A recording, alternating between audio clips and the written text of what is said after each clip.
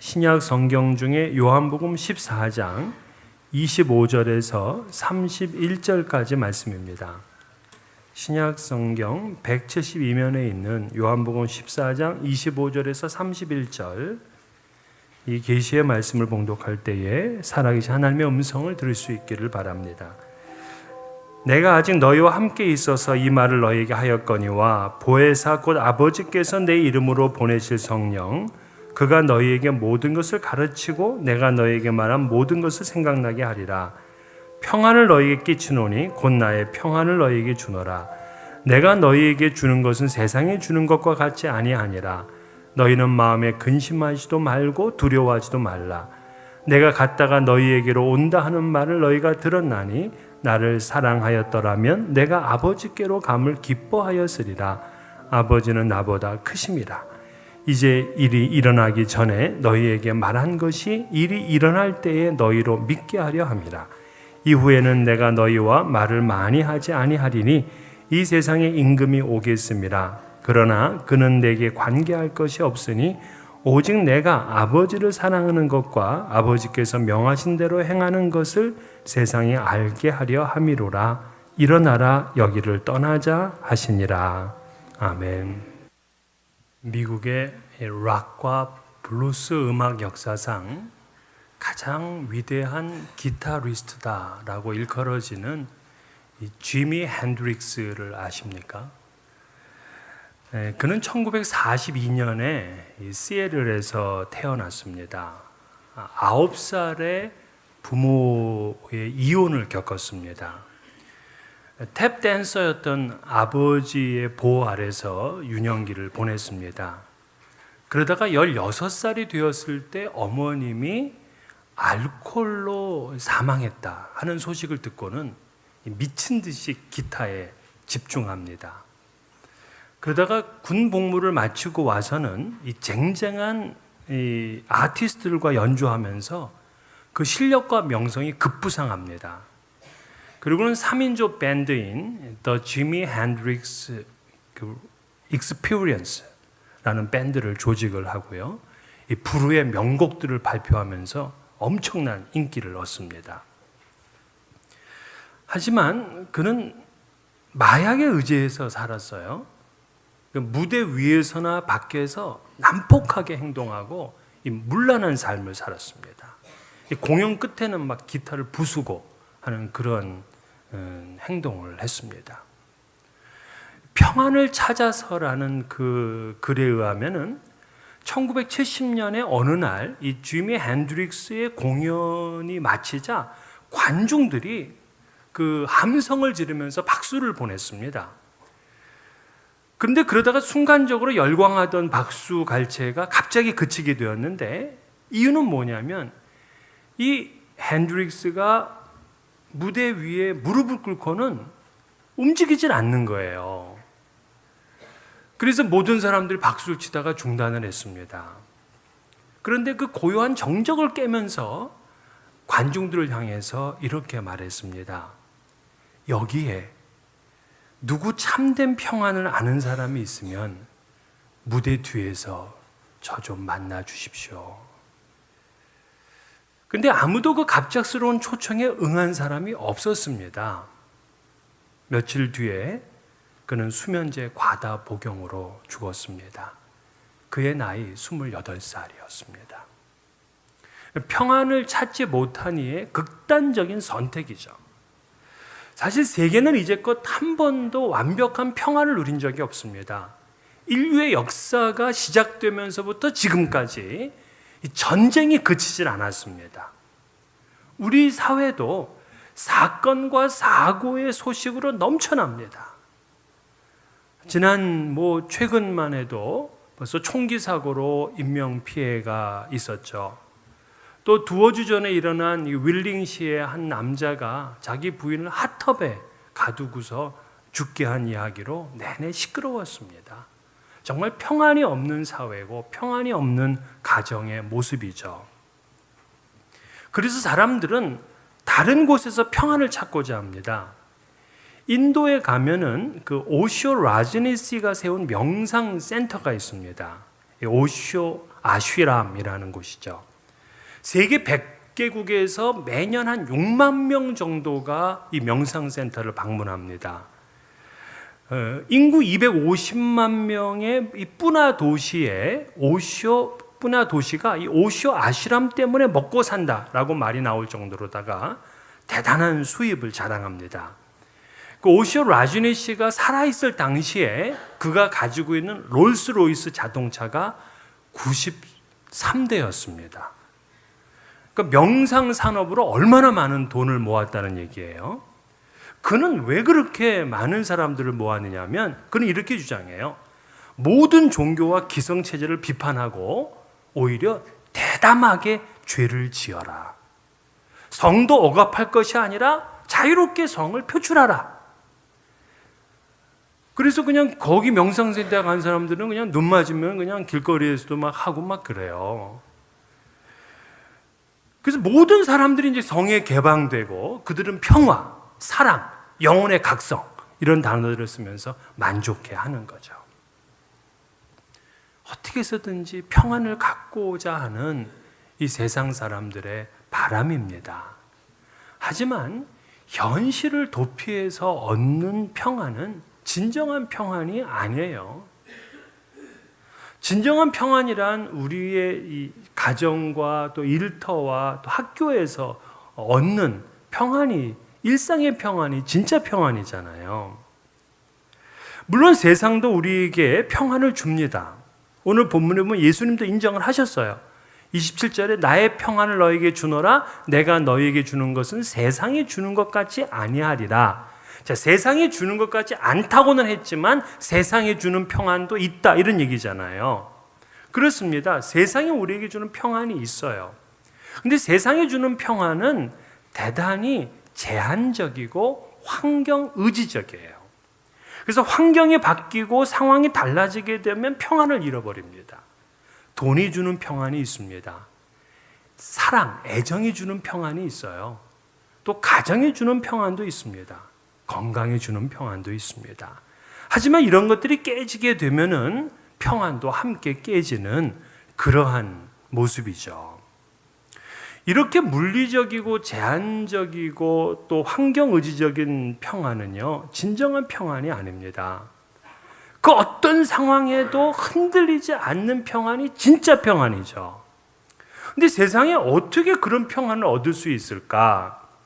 사업에 어려움을 겪고 또 내 몸도 시원치 않고 우리 가정도 늘 환난 가운데 있고 이 사회의 분위기도 어수선하고 한데도 어떻게 우리는 흔들리지 않는 이런 평안을 얻을 수 있을까?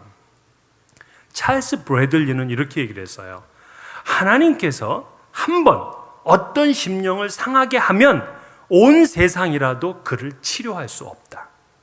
그러나 그리스도께서 그 심령의 평화를 말씀하게 되면 온 세상은 그 심령을 방해할 수 없다. 그러니까 하나님이 우리에게 평안을 주시면 이 세상 그 어떤 것도 우리의 심령을 방해할 수 없어요. 이게 바로 주님이 주시는 평안입니다. 예수님은 우리에게 평안을 주러 오셨어요. 그래서 평안을 잃어버린 신앙은 결코 기독교적이질 않아요. 교회 오면 평안하고 교회 밖을 나가면 불안한 것, 그것도 기독교 신앙 아니에요. 그렇다면은 그 오쇼 아쉬람이나 뭐 산사에 가서 불공을 들이면서 명상을 하면서 얻는 그런 평안하고 뭐 무슨 차이가 있겠습니까? 구약의 이사야 선지자는 오시게 될 메시아는 평강의 왕이라 그랬습니다. 또한 사도 바울도 에베소 2장 14절에서 아예 예수 그분을 우리의 화평이라고 불렀습니다. 예수님 스스로도 오늘 평안을 너희에게 끼친다고 그랬습니다. 그러면 이 세상이 주는 평안과 다른 예수가 주는 평안은 무엇인가? 이 평안은 그 어떤 것에도 흔들리지 않는 평안이라 그랬는데 오늘 이 본문의 말씀이 언제 하신 말씀이냐면 십자가를 바로 앞두고 하루 전날 하신 말씀이에요. 즉 예수님은 내일 그 엄청난 십자가의 고통을 당해요. 그런데도 이 심령 가운데 평안을 잃어버리지 않으니까 이 평안을 너에게 준다는 겁니다. 십자가도 예수의 심령을 흔들지를 못해요. 이런 주님의 평안은 어떤 평안입니까? 큰 풍랑으로 인해서 배가 다 뒤집혀질 지경인데도 마음속에 잃어버리지 않는 평안이죠. 여우도 굴이 있고 또 공중에 나는 새도 머리 둘 것이 있지만 예수께서는 하나도 가진 것이 없으면서도 누리는 평안이에요. 이 주님의 평안은 어떤 고통과 위협도 빼앗아 갈 수가 없습니다. 사도 바울도 그랬어요. 그는 감옥 안에서 감옥 밖에 있는 사람한테 편지하면서 뭐라고 편지했느냐? 나는 기뻐하노라 나는 기뻐하고 또한 기뻐하리라 그랬어요. 그 심령이 아무리 옥에 갇혀 있고 아무리 매질을 당하고 아무리 고문을 당해도 평안을 잃어버리질 않아요. 심지어 스데반은 돌에 맞아 죽으면서까지도 얼굴이 천사의 얼굴이었다 그랬어요. 이게 진짜 평안이죠. 그래서 예수를 믿는 신앙과 평안과는요 절대 뗄 수가 없습니다. 신앙을 가지고 있으면 평안이 있고 또 평안을 얻어야 참된 신앙인이 되는 거예요. 예수를 처음 믿는 분들한테 여쭤보게 되면 어떤 감정을 느낍니까 하면은 이구동성으로 하는 말이 모두 다 마음이 평안해요. 그거였어요. 예수를 믿는데 평안함이 없다. 그거 진짜 안타까운 일이죠. 바울 사도는 그리스도의 평강이 너희 마음을 주장하게 하라 그랬어요. 우리가 살아가는 날 동안에 그리스도의 평강이 나를 주장하게 해야 돼요. 그런데 왜 예수를 믿으면서도 평안함이 없을까요? 그 첫 번째, 죄의식 때문입니다. 그래서 이 평안함을 회복하려면 내가 죄 용서함을 받았다 하는 것을 확신해야 돼요. 하나님 말씀인 성경은 그 아들 안에서 우리가 구속, 곧 죄사함을 얻었도다 하고 분명히 선언하고 있어요. 우리는 죄를 지으면 그 죄값을 내가 지불해야 된다. 그래야지 마음의 위로를 받고 평안을 얻을 수 있다라고 생각을 하지만 죄값은 이미 주님께서 십자가에서 지불을 하신 거예요. 우리가 죄의식에서 벗어나지 못하면 하나님께 나아가지를 못해요. 아담과 하와가 선악과를 따먹었습니다. 죄를 지었어요. 그들이 했던 첫 번째 행동이 뭡니까? 동산 나무 뒤에 숨는 거였어요. 하나님 앞에 못 나와요. 죄의식에 빠져 있게 되면 지성소까지 나아가지를 못해요. 그래서 교회 와서도 늘 성전 뜰만 밟고 갑니다. 구약에서 대제사장이 1년에 한 번 지성소까지 갈 때에 그 희생 제물의 피를 가지고 들어가요. 그 피를 가지고 들어가는 이유가 뭡니까?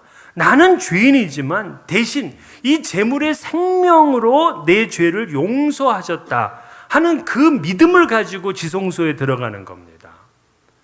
오늘 우리가 예배를 이렇게 드리고 주님의 지성소 앞에까지 담대히 나올 수 있는 이유도 뭐냐? 이미 예수께서 십자가에서 내 죄값을 지불한 그 지불된 영수증을 가지고 나오는 것뿐이거든요. 그래서 교회는 죄인이 와서 은혜를 받고 돌아가는 곳입니다.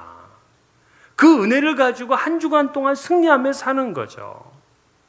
지난 한 주간 우리가 새벽기도 시간에 계속 나눈 말씀이 무엇이었냐면 솔로몬의 성전 봉헌 이야기였어요. 자, 솔로몬이 어렵게 성전 봉헌을 했습니다. 그리고는 그곳에 언약궤를 딱 안치하고 나니까 하나님의 영광이 가득 찼다 그래요. 그래서 솔로몬은 그 앞에 서가지고 두 손을 올리고 하나님께 기도했습니다. 봉헌 기도입니다. 근데 이 봉헌 기도의 대부분이 무엇이었냐면 하나님, 죄인들이 하나님의 성전을 위해서 기도하면 그 기도를 들어주셔서 죄도 사해 주시고 또한 병도 낫게 해주시고 포로에서 자유케 하여 주시고 이 모든 회복에 대한 기도를 하고 있어요.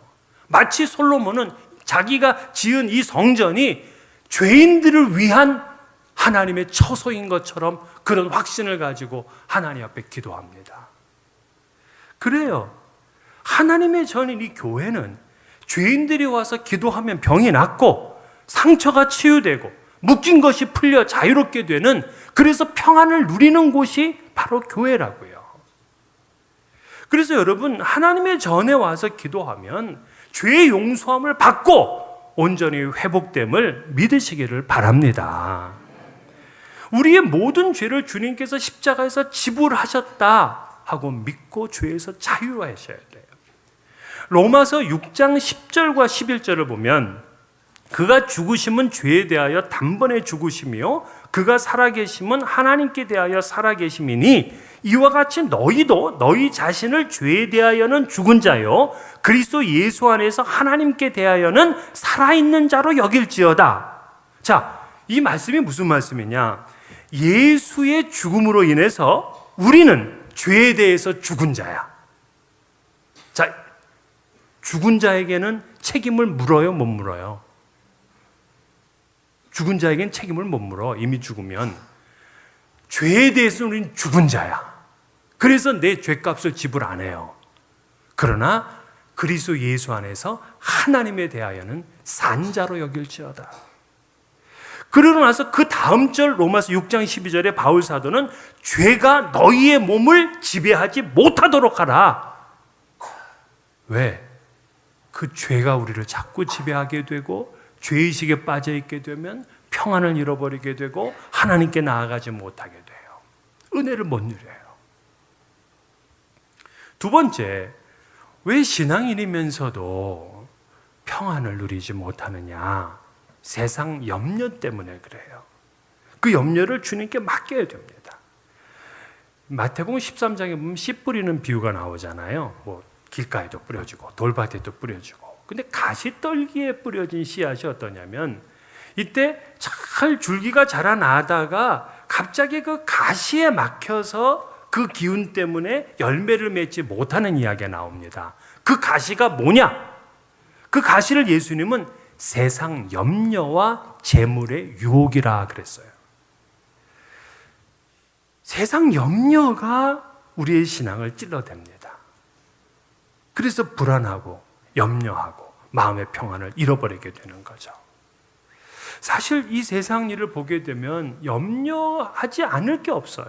우리 성도님들 최근에 만나보게 되면 비즈니스 하시는 분들은 해가 바뀔 때마다 어려워진대요. 또 여기저기 우리 몸도 이상 신호를 보냅니다. 자녀들에 대한 염려, 노후에 대한 염려, 끝이 없잖아요. 근데 예수님께서는 너희는 마음의 근심도 말고 두려워하지도 말라 그랬어요. 그 이스라엘 사람들이요, 이방 민족이 쳐들어오면 벌벌 떱니다. 근데 그리고 나서는 하나님을 찾기보다는 더 힘이 센 이방 나라를 찾아요. 그리고 그들에게 조공을 바치고 그들이 종속국이 됩니다. 그리고 그들의 신을 수입합니다. 우상 숭배에 빠집니다. 이게 다 염려 때문에 일어나는 일들이에요. 염려하게 되고 세상 것을 따르다 보면 마음의 평안을 잃어버리는 거예요. 로마서 8장 6절, 육신의 생각은 사망이요 영의 생각은 생명과 평안이라 그랬습니다.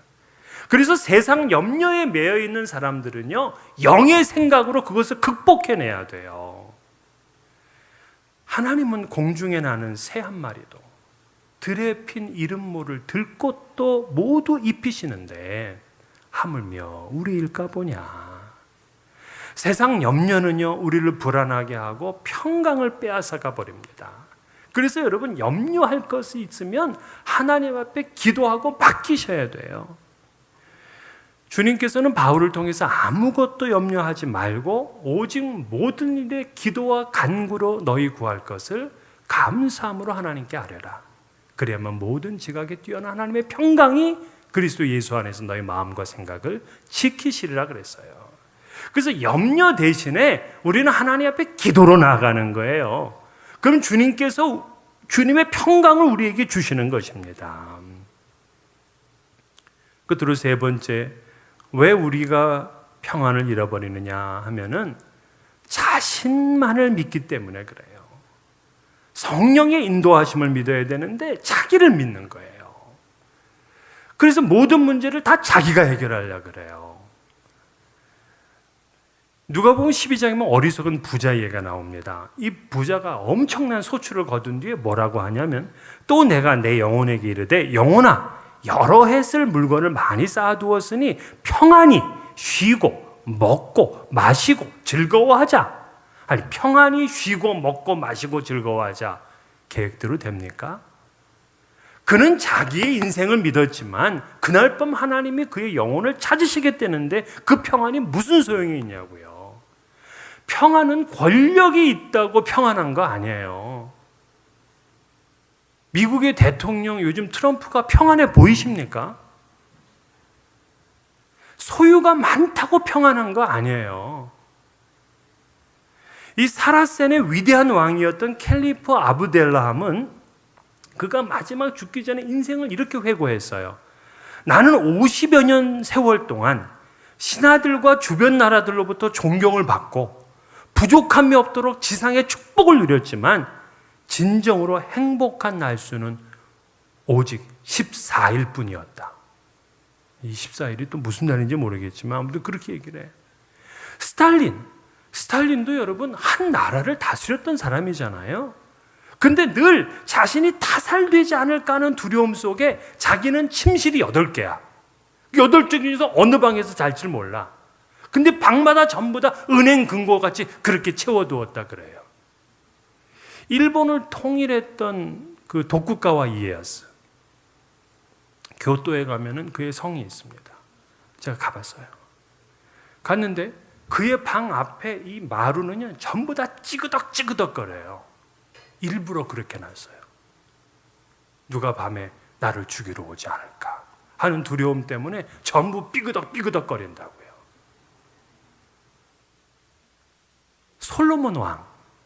솔로몬은 전도서 2장 4절에 11절에 이렇게 얘기를 합니다. 나의 사업을 크게 하였노라. 내가 나를 위하여 집들을 지으며 포도원을 심으며 예루살렘에 있던 모든 자보다도 소와 양떼의 소유를 많게 하였으며 은금과 보배를 쌓고 노래하는 남녀와 인생들이 기뻐하는 처와 첩들을 많이 두었노라. 내 지혜도 여전하였다. 그리고 나서 결론이 그 후에 본즉 내 손으로 한 모든 일과 수고한 모든 수고가 다 헛되어 바람을 잡으려는 것이며 해 아래서 무익한 것이로다. 아무리 사업을 크게 하고 집과 포도원을 짓고 많은 소떼와 양떼가 있고 은금과 보배가 넘치고 처와 첩들을 많이 두고 지혜도 여전하였지만 인생의 허물을 말하고 있어요. 그 모든 수고가 다 헛되어 바람을 잡으려는 것 같고 바람은 안 잡히잖아요. 해 아래서 다 무익하다 그래. 그러나 여러분 전도서는요 허무의 책이 아니에요. 전도서의 최종 결론이 전도서 12장 13절인데요. 일의 결국을 다 들었으니 하나님을 경외하고 그 명령을 지킬지어다. 이것이 사람의 본분이니라. 그 전도서는 자기의 인생 전체를 간증하면서 오직 하나님만을 신뢰하라 하는 강력한 메시지인 거예요. 자신을 믿으면은요 불안합니다. 내 인생 내가 살겠다고 하면은요 평안이 없습니다. 그러나 성령 하나님을 믿으면은요 평안을 갖게 돼. 26절에 보혜사 곧 아버지께서 내 이름으로 보내실 성령 그가 너희에게 모든 것을 가르치시고 내가 너희에게 말한 모든 것을 생각나게 하리라. 그리고 나서 평안에 대한 이야기를 하세요. 그렇습니다. 여러분 성령의 충만함을 경험하면 가장 먼저 가장 크게 느끼는 축복이 뭐라고 생각하세요? 성령의 충만을 받아보면은요 가장 큰 축복이 담대함이에요. 담대함. 성령의 임재, 성령의 충만함을 경험하게 되면 두려움이 없어요. 제자들 보세요. 제자들이 그 예수가 죽고 나서 얼마나 두려워했습니까? 모두 도망가고 피하고 숨고 거짓말하고 심지어 예수를 저주하고 그랬던 사람들이 성령으로 충만해지니까 그들이 용기가요 이게 세상이 감당할 수가 없어요. 대제사장에게 끌려갔습니다. 그 사도들 담대합니다. 대제사장이 너희들 다시는 예수의 이름으로 말하지도 말고 그리고 가르치지도 말라 하고 경고를 했어요. 이때 베드로와 요한이 뭐라고 합니까? 하나님 앞에서 너희의 말을 듣는 것이 하나님의 말씀을 듣는 것보다 옳은가 판단하라. 우리는 보고 들은 것을 말하지 않을 수 없노라. 대제사장, 장로들, 서기관들 그리고 문중들이 다 모여있는 그 자리에서 어떻게 이렇게 담대하게 말할 수 있느냐? 성령의 역사는 두려움을 없애요. 담대함을 줘요. 그래서 평안해요. 소심한 사람도요, 성령의 충만함을 받으면은요, 자기도 모르는 용기 100배합니다. 그 후에 여러분 스데반의 일로 예루살렘 교회에 큰 핍박이 일어나 사람들이 흩어지게 되었어요. 이때 헤롯 왕은 교회를 쓸어버리려고 했습니다. 그래서 예수님의 제자 가운데 야고보, 요한의 형제죠. 야고보를 잡아서 죽였습니다. 그랬더니 유대인들이 너무 좋아하는 거예요. 그래서 헤롯이 다시 이번엔 베드로를 잡아 죽이려고 감옥에 가두었습니다. 내일은 사람들이 보는 앞에서 사형시킬 거예요. 그래서 교회들이 크게 걱정하고 기도를 했습니다. 이때 베드로는 뭐 했게요? 하나님 앞에 기도하면서 부르짖으면서 울면서 통곡하면서 하지 않아서 잤어요. 잤는데 얼마나 이 꿀잠을 자냐면은 천사가 와서 깨우는데 안 일어나. 그래서 천사가 옆구리를 쳤다 이렇게 얘기를 해요. 옆구리를 쳐야지 깨어날 정도로다가 깊은 잠에 빠져. 베드로가 이런 사람 아니에요. 왜 그래? 성령의 충만함을 받으면요 두려움이 없어. 그래서 세상이 흔들 수 없는 평안을 누리는 거예요. 2차 세계대전 당시에 이 독일군이 영국을 폭격할 때 영국 사람들이 밤에 두려워서 잠을 못 잤어요. 근데 어떤 그 할머니 한 분은 그렇게 잠을 잘 자신다는 거야. 그래서 사람들이 가서 물었어. 할머니 어떻게 이렇게 잠을 잘 잡니까? 이렇게 독일군이 폭격을 하고 있는데 이때 할머니의 대답이 이랬어요. 나는 매일 밤 기도한답니다. 그리고 나면 하나님께서 나를 지켜주신다는 확신이 들어서 평안하게 잠자리에 들게 됩니다. 사실 하나님과 내가 둘 다 깨어있을 필요는 없잖아요. 하나님과 내가 둘 다 깨어있을 필요는 없다. 정말 이게 담대함이잖아요. 담대함은 우리에게 평안을 줘요. 요한복음 16장 33절 이것을 너에게 이르는 것은 너희로 내 안에서 평안을 누리게 하려 함이라. 세상에서는 너희가 환난을 당하나 담대하라. 내가 세상을 이겼노라. 자, 예수님이 지금 말씀하시는 너희에게 평안을 누리게 함인데 이 평안은 어디에서 온다? 담대함에서 온다는 거예요. 그렇습니다. 주님을 믿고 담대하면은요 자연스럽게 평안을 누리게 돼. 그런데 그러면 성령님을 충만하게 받아야 되는데 어떻게 그러면 성령의 충만함을 받을 수가 있겠는가? 그 방법이 있어요. 기도입니다. 제자들은 성령의 충만함이 임할 때까지 기도했거든요. 그래서 성령의 임재, 성령의 충만함을 위해서 믿고 기도하는 게 중요해요. 다윗은 모든 경건한 자는 주를 만날 기회를 얻어서 주께 기도할지라 진실로 홍수가 범람할지라도 그에게 미치지 못하리이다. 기도하면 홍수가 범람해도 그에게 미치지 아니하는 그러한 평안을 누리게 된다는 거예요. 언제까지 기도해? 평안이 임할 때까지 기도해. 예수님도 겟세마네 동산에서 기도하시면서 고통스러웠어요. 그런데 그는 기도하면서 아버지의 원대로 하옵소서 하면 주님께 맡기며 평안을 누렸습니다. 여러분 평안, 평화 이런 거를 히브리어로는 샬롬이라고 하잖아요. 이 샬롬을 신약의 헬라어로는 뭐라고 그러는 줄 아시나요? 에이레네라 그래. 에이레네. 이 에이레네는 어디서 온 말이냐 하면 에이로라는 말에서 왔어요. 에이로는 무슨 뜻이냐? join의 뜻이야. to join. 연합한다는 거예요. 그러니까 성경의 평안은 주님과 연합됨으로 얻는 거예요. 주님께 내 인생을 맡김 없이는 진정한 평화, 샬롬이 이루어지지 않는 거죠. 이사야 26장 3절에 주께서 심지가 견고한 자를 평강의 평강으로 지키시리니 이는 그가 주를 의뢰함이니이다. 여기서 평강의 평강으로 영어 성경에는 perfect peace예요. 완전한 평화예요. 주님을 의뢰하는 자에게, 주님을 믿고 맡기는 자에게 완전한 평안을 주신다는 겁니다. 오늘 이 세상이 주는 평안이 아닌 주님의 영원한 평안을 얻으시기를 바랍니다.